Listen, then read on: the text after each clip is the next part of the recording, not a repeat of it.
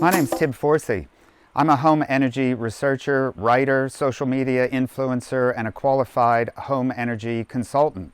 What we're here to do today is a home energy consultation at this home not too far outside of Yea, Victoria.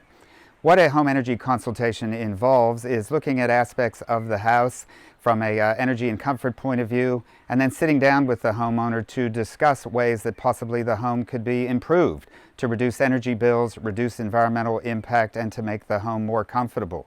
But in addition, what we're also going to be doing is demonstrating the use of the Residential Efficiency Scorecard.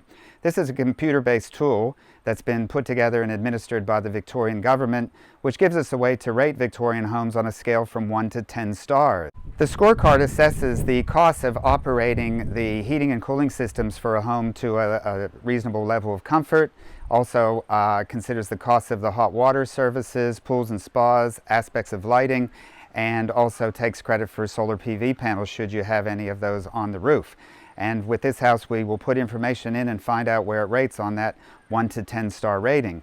But also with that tool, what you can do is to test the value of improvements and upgrades. So is it possible to make changes to this home where we could increase the star rating, say, by 1 star if it's not already at that perfect 10?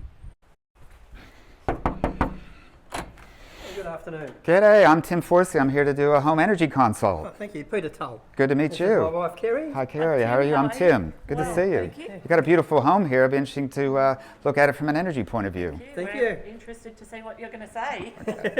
Come on in. So what's involved with a home energy consultation? What in the home are we actually going to look at? Well, it can be a pretty long list, and your consultant might be there for a few hours. So we're going to look at how well sealed are the doors and windows. We're going to look at the insulation in the roof space or under the floor. We're going to test shower heads. We're going to look at the energy bills, gas and electricity, what goes on from month to month in the home. There's a long list of things that we could check during a home energy consultation. So Tim, tell me, what can we do about our power bill? Yeah, these are big electricity bills, and unfortunately with a normal electricity bill, all you can see here is your monthly usage. But these days, thanks to the smart meter, there are ways that you can get much better information about your electricity use on a daily basis, hourly basis, or even instantaneously. So that's the sort of information that homeowners should have so they can really figure out what's going on with their energy bill. This house is not that old, and it's been built to a good standard with respect to the thermal envelope. But what does that mean? It means it's got good insulation in the walls, there's insulation under the floor, there'll be good insulation in the roof space, the windows are double glazed, and you see some other features such as the blinds that are useful for keeping out the sun's heat in the summertime. Here we are on the north-facing deck of this property. The house is designed to have an excellent northerly aspect, so there's going to be a lot of winter sun available to this home for heating up the house. And also on the north-facing roof, we have an efficient evacuated tube solar thermal hot water system, and also there's a lot of north-facing roof space for solar panels someday.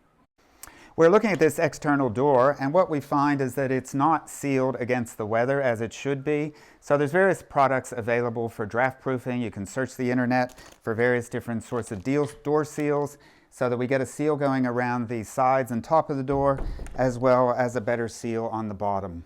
What we have here is the heating and cooling system for the home, which we know is a reverse cycle air conditioner. But other places around the world, they're known as heat pumps, because what they do in the wintertime is they're actually able to extract free renewable heat from the air outside your house and to pump that up to the temperatures that are warm enough to heat your house. So this can be the most cost-effective way for people to heat their homes in country areas, particularly compared to burning LPG. You don't want to do that, that's costly. So get the heat pumps going.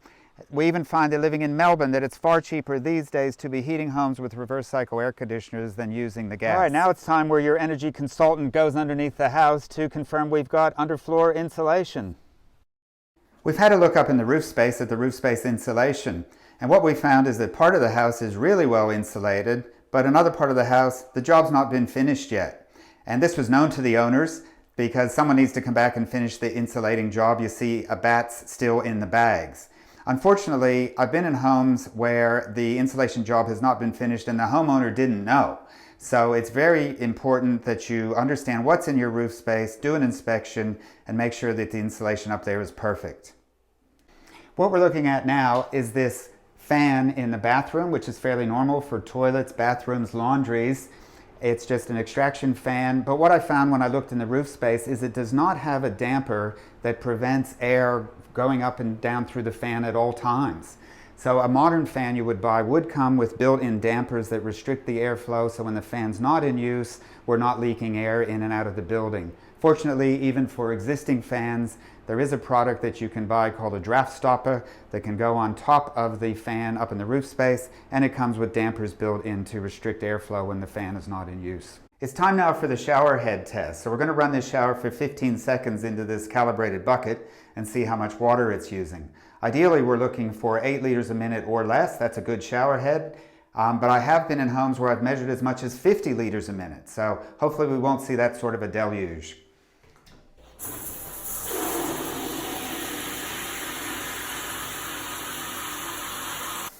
Yeah, this is a fine result. We're getting about 8 liters a minute. We're looking at the downlights, and in this home, which was only built a few years ago, the lights are the LED type, which is excellent. Years ago, people would use the halogen type of lights, which operated very hot and could use 10 times as much electricity as the LED type. However, this LED type allows some leakage of air into the roof space because they're not completely sealed with the ceiling, and these days probably recommend a more sealed type of downlight rather than these ones that allow the air leakage. Here we see the final certificate for the scorecard for this home, and we see this home rating at 5 stars. It says well above average because the average Victorian home will rank about 3 stars. We see that the home in hot weather does have some challenges staying cool without the air conditioning being applied, but in cold weather the house rates very good for being easy to keep warm without having to turn on assisted heating. And in the second page of the report we see more commentary on heating, cooling, lighting, hot water, and spas and pools. Suggestions for improvement are listed on the scorecard here, such as we discussed with the homeowner, completing the roof space insulation.